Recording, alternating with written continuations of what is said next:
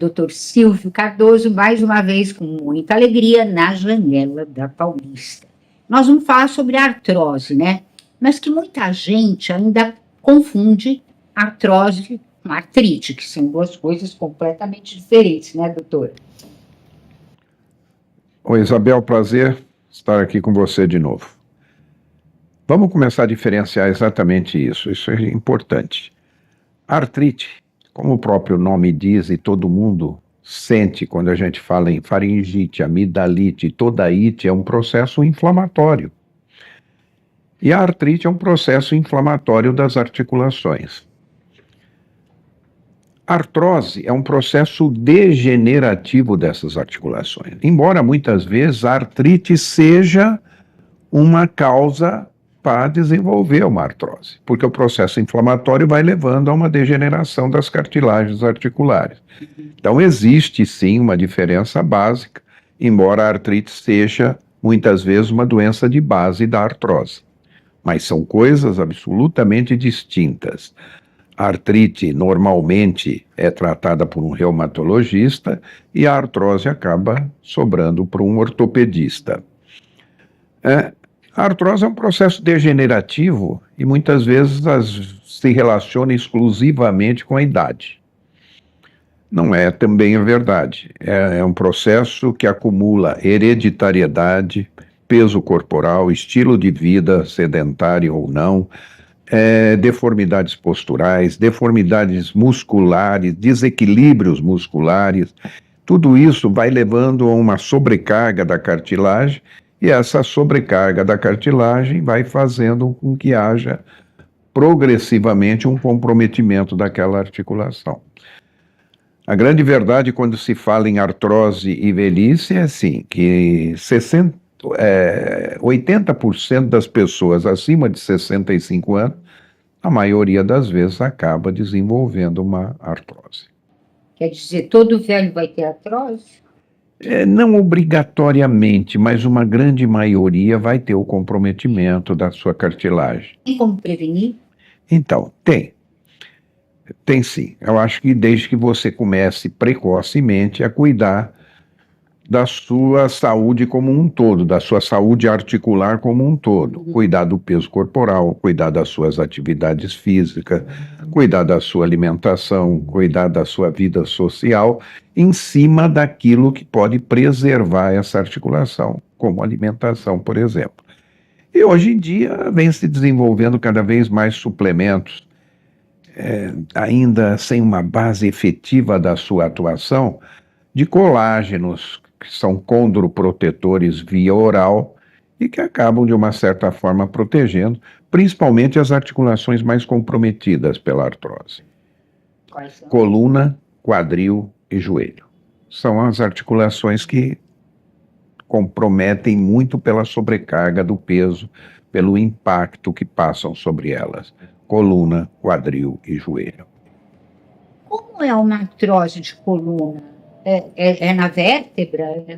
Então, a artrose de coluna normalmente compromete tanto a vértebra como principalmente o seu principal amortecedor entre as vértebras, que é o disco.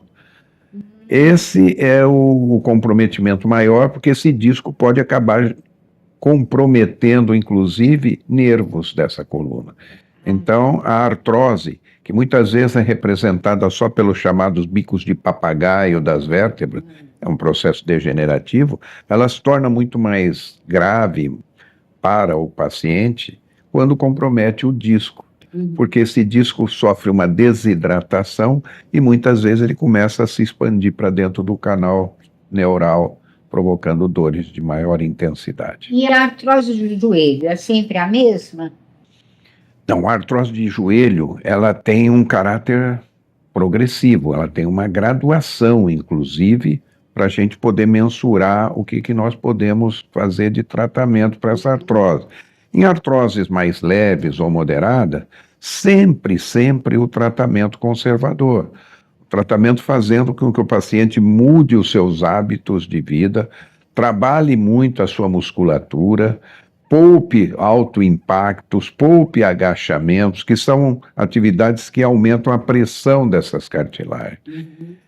Então, isso para uma artrose leve e moderada. As artroses que vão aumentando a sua intensidade, hoje em dia já se desenvolve, isso ainda é polêmico, mas que trazem resultados de melhoria e não de cura, que são infiltrações articulares, principalmente com alguns estudos em cima de plasma rico em plaquetas, que é infiltrado dentro da articulação, e em cima da chamada viscosuplementação com ácido hialurônico, que visa principalmente aumentar a densidade do líquido sinovial, tornando ele mais viscoso e protegendo de uma certa forma essas cartilagens. Cura? Não, mas melhora a qualidade de vida, permite que o paciente faça aquela atividade de reforço muscular tão importante para proteger essa cartilagem e muitas vezes protela muito, às vezes tenta-se evitar o final de uma artrose de joelho, que é uma prótese total de joelho. E a coluna? Bom, a coluna, na realidade, ela trabalha também buscando um complemento básico em cima de alongamento e fortalecimento. Então, torna-se muito importante na coluna trabalhos como pilates, trabalho como hidroterapia, que fazem com que essa coluna ganhe um contorno muscular sem sofrer impactos de uma corrida, de uma musculação com sobrecarga grande sobre esse peso. E, lamentavelmente, quando compromete o disco, muitas vezes evolui para uma hérnia de disco, e aí sofre a necessidade de se fazer bloqueios, que também não é cura definitiva, e tem que ser feito em centro cirúrgico, diferente da infiltração do joelho, que é feito ambulatorialmente, pelo fato do joelho ser uma articulação superficial. A coluna já precisa com que essas agulhas que vão fazer o bloqueio sejam direcionadas por uma radioscopia dentro de um centro cirúrgico. E, eventualmente, como o joelho pode chegar numa prótese, a coluna pode chegar numa cirurgia de uma hérnia de disco, necessitando, às vezes, não só a retirada da hérnia, como também a instrumentação com placas e parafusos para evitar uma instabilidade e sobrar uma dor residual, não da hérnia, e sim da instabilidade. Então é melhor prevenir. Não que a prevenção garanta uma cura total, mas muitas vezes a pessoa consegue conviver com uma certa qualidade de vida. É pior nos atletas? Depende. Às vezes o atleta tem um condicionamento muscular, que é um dos fatores que leva ao desequilíbrio, que acaba protegendo de uma certa forma. Evidente que depende muito do tipo de atividade desse atleta.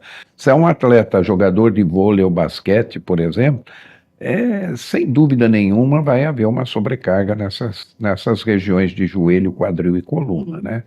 Dependendo de outros atletas, às vezes esse impacto já não é tão grande e ele tem uma condição muscular melhor do que aquele que tem a vida sedentária, que é o ser humano do dia a dia, que a gente vê que Esse é o grande candidato. trabalha sentado o dia inteiro, não tem uma atividade física adequada, vai ganhando peso progressivamente, então esse às vezes é muito pior do que um atleta. Ok, muito obrigada, doutor Silvio. Obrigado a vocês, Isabel, é um prazer sempre estar aqui com você.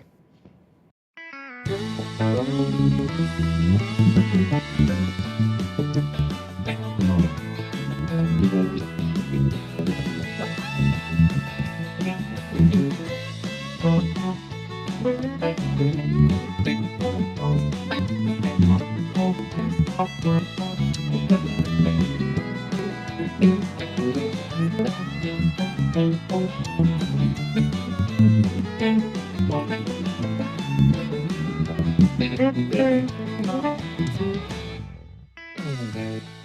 you.